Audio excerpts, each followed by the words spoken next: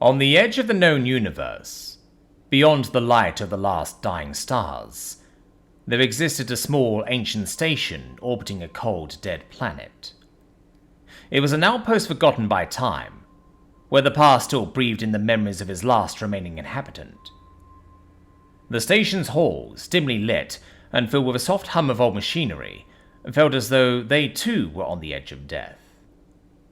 Deep within its metal walls, in a vast room that once functioned as a council chamber, an old Yaru elder sat in a hovering chair, watching the endless stretch of space outside a panoramic window.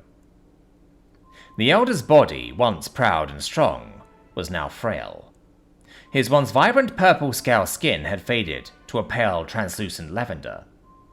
The golden eyes that had once seen the rise and fall of empires were now dim but still glimmered with untold wisdom. His mind, though weary, was sharp, filled with memories of a time long forgotten by most of the galaxy. At his feet sat 3 young Yaru, his grandchildren, their small tails twitching with anticipation. Each of them had the bright, glowing purple skin of youth, with curious golden eyes that matched their grandfather's, but theirs burned with questions rather than memories. The eldest of the 3, a boy named Irek, leaned forward eagerly. "Grandfather," he said, his voice brimming with curiosity, "tell us again about the humans, the beasts of the Black Void." The elder did not immediately respond. He let the question hang in the air, allowing the weight of those words to sink in. His eyes turned to the vast expanse of space before him, to the stars that twinkled like distant, ancient memories. "The humans," he began at last, his voice a soft rumble that carried with it the weight of centuries. "So many call them beasts, monsters, destroyers of worlds, but they were much more than that. They were something both terrifying and magnificent. What I tell you now, young ones, is not a simple story of war or conquest. It is the tale of power, ambition, and the fall of a species that sought to challenge the very fabric of the universe." The children leaned closer, hanging on every word. The old Yaru took a deep breath, remembering. "Long ago," he said, his voice distant, "before even the great empires of our time were born, humans were a race like many others. Small, fragile, and bound to a single planet called Earth. A modest world tucked away in the corner of an unremarkable star system. For centuries they lived in isolation, developing slowly, mastering only their own planet. But they possessed something that made them different from the countless other species scattered across the galaxy. They had an unbreakable will, a relentless desire to conquer the unknown." As the elder spoke, his voice grew stronger, filled with both reverence and dread. "It began slowly. They reached out into the stars with fragile machines, exploring their nearby worlds, and when they saw that they were not alone, they were not afraid. Instead, they embraced the galaxy. They were explorers first, then diplomats. They formed alliances, traded knowledge, and learned from the elder species of the galaxy. They built great fleets, colonized new worlds, and soon their influence spread across the stars." The youngest grandchild, a girl named Selin, with wide shimmering eyes, interrupted. "But grandfather, if they were explorers and friends, how did they become the beasts?" The elder closed his eyes for a moment, recalling the turning point that had sent the galaxy into chaos. Selin, that is where their tale grows dark. For you see, power and peace cannot coexist forever. The humans had gained much, but in their quest for more, they encountered a challenge that would lead to their downfall. It all began with a small colony, a mining world on the edge of human space in a star system called Dracana 7. This system, you must understand, was rich beyond imagining. Its moons were laced with rare minerals, and its gas giants held untold reserves of energy. The galaxy had never seen such wealth concentrated in one place. The children's eyes widened at the mention of the colony.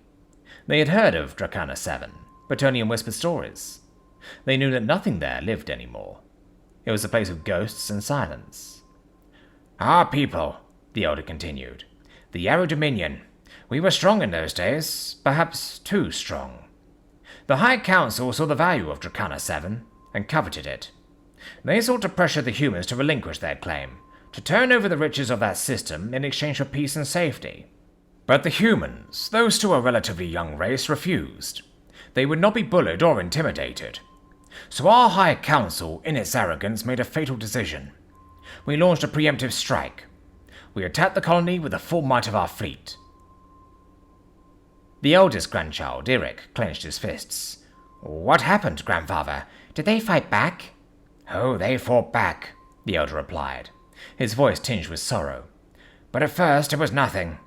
Our ships, more advanced, more numerous, obliterated their defenses.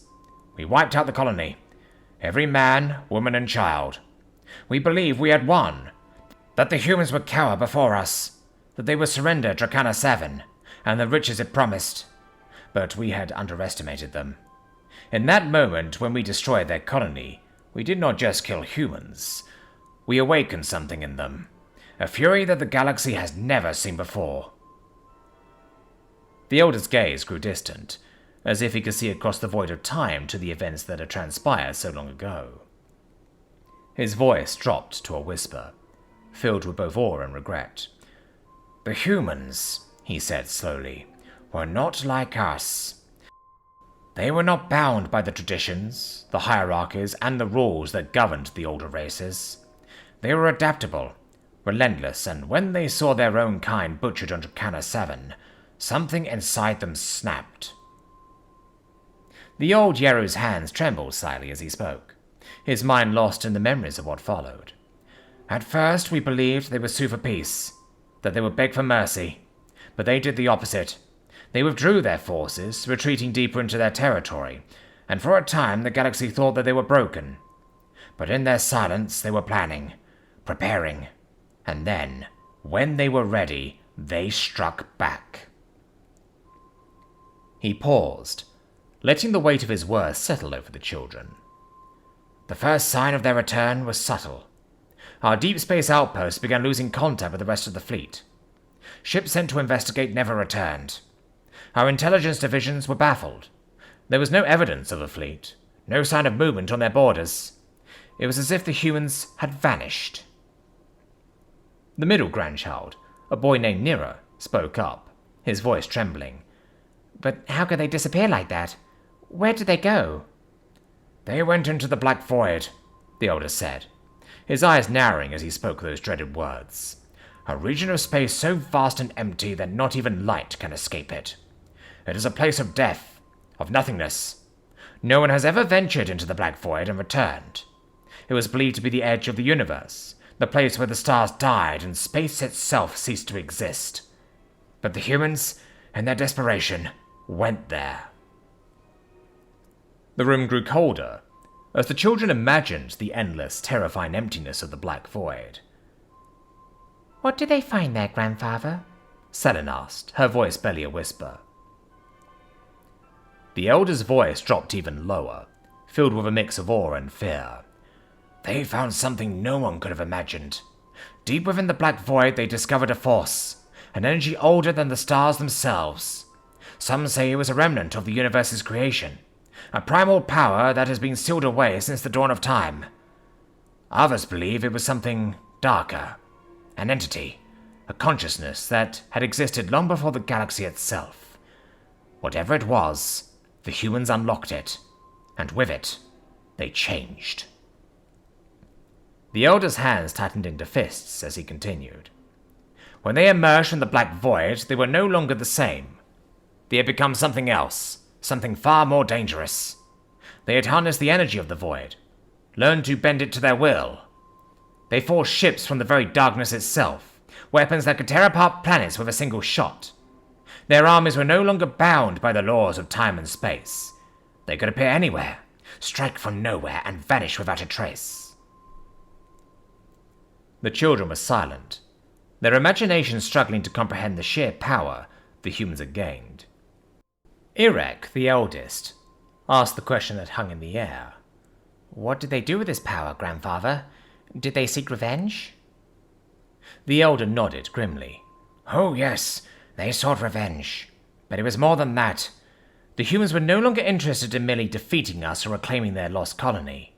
They sought to dominate the galaxy, to impose their will on every species they encountered. They became conquerors, and with the power of the Black Void behind them, they were unstoppable. He took a deep breath, his voice trembling as he continued. Their fleets, now composed of ships made from the void itself, were impervious to our weapons. Our best technology, our most advanced warships, crumbled before them like dust. Entire star systems fell in days, their planets reduced to ashes. Civilizations that had existed for millennia were wiped out in mere moments.